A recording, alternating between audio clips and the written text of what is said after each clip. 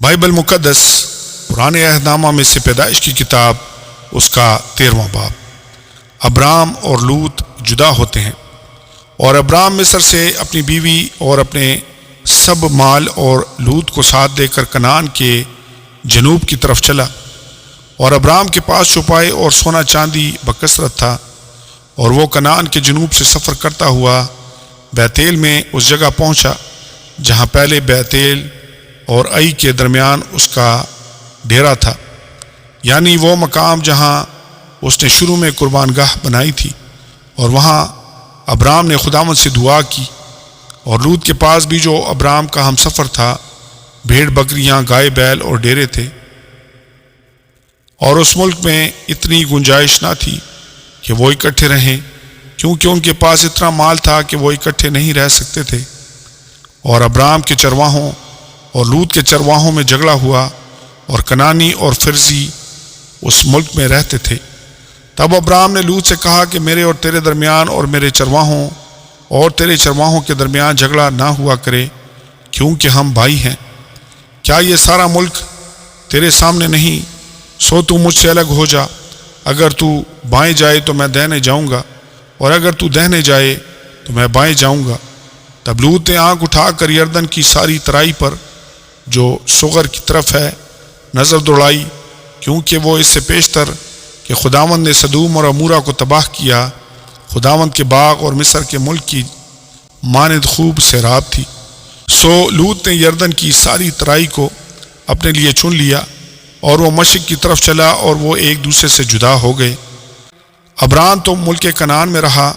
اور لوط نے ترائی کے شہروں میں سکونت اختیار کی، اور سدوم کی طرف اپنا ڈیرا لگایا۔ اور سدوم کے لوگ خداوند کی نظر میں نہایت بدکار اور گنہگار تھے۔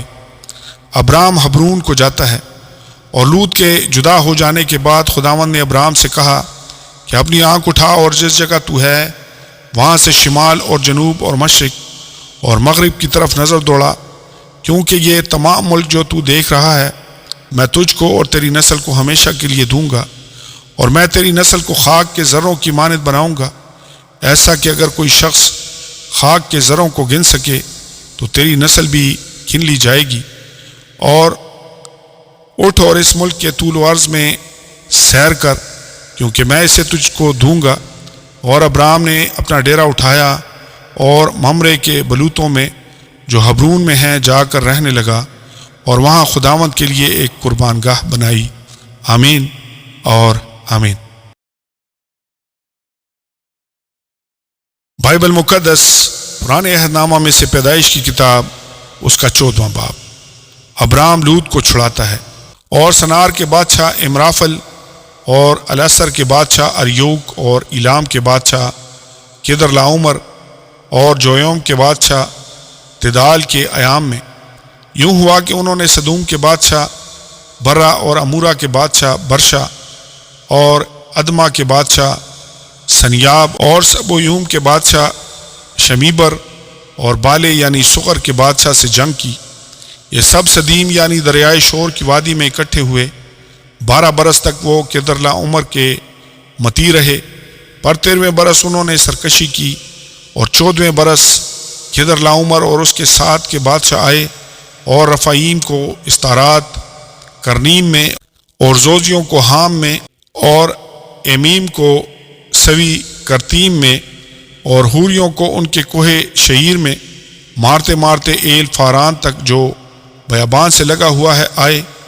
پھر وہ لوٹ کر عین مصفات یعنی قادس پہنچے، اور امالیکیوں کے تمام ملک کو اور اموریوں کو جو حصے سون تمر میں رہتے تھے مارا۔ تب سدوم کا بادشاہ اور عمورہ کا بادشاہ اور ادما کا بادشاہ اور سبویوم کا بادشاہ اور بالے یعنی صغر کا بادشاہ نکلے، اور انہوں نے سدیم کی وادی میں مارکہ آرائی کی، تاکہ ایلام کے بادشاہ کدرلاؤمر اور جویوم کے بادشاہ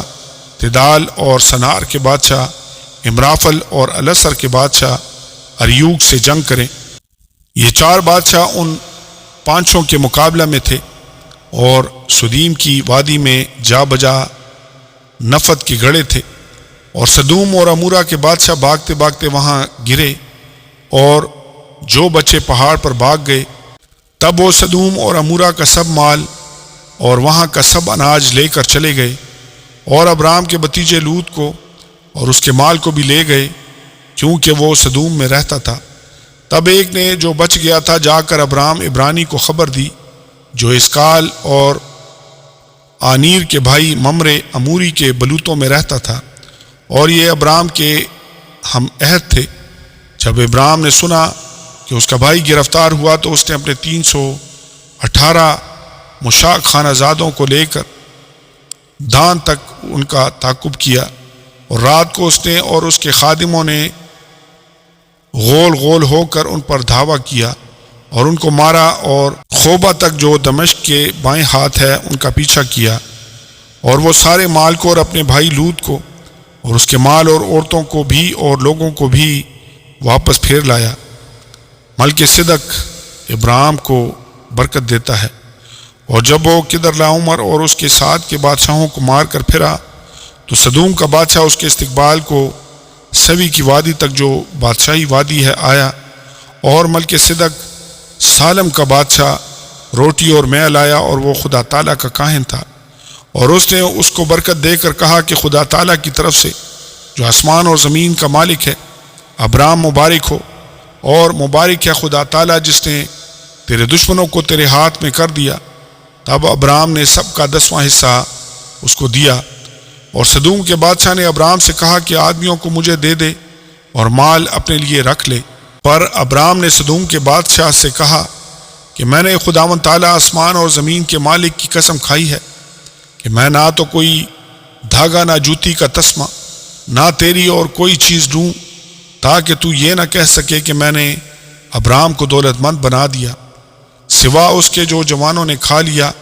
اور ان آدمیوں کے حصہ کے جو میرے ساتھ گئے۔ سو آنیر اور اسکال اور ممرے اپنا اپنا حصہ لے لیں۔ آمین اور آمین۔